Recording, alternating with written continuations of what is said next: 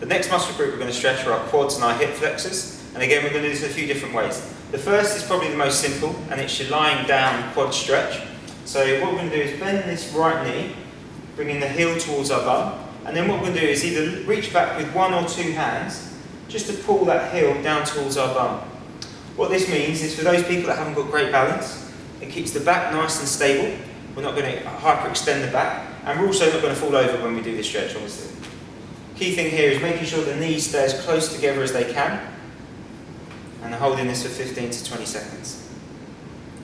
Okay, just let go of that nice and slowly. And if you stand up, we're going to show you the same version now, but in the standing position. If you stand sideways on, that's it. So then, if you just grab hold of the heel, bringing it towards the bum, and making sure we've got those knees nice and together. And as you look down the side profile here, you should only really be able to see one leg. What we don't want to do is start to bring that leg in front of us.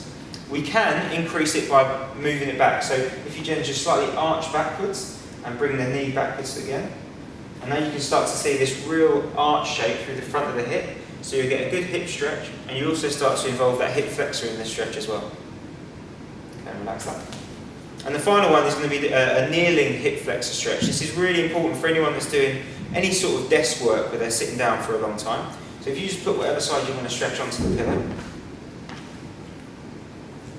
That's it. And then put your left knee in front. So this is going to be for a right hip flexor. Move the hip forward a little bit further.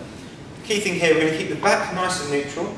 We're going to bend this front knee and let the hips drop down and forward. You can still see here, nice neutral back. And you really feel this one on the kneeling side through this hip flexor, the front of the hip there. The last part of the stretch, if you really want to increase it a little bit more, is you do a little hip tuck underneath, so just using those hips to push yourself forward, and that will increase the stretch even more. Whenever I do this stretch on the hard floor, I always use a pillow just to protect those knees as well.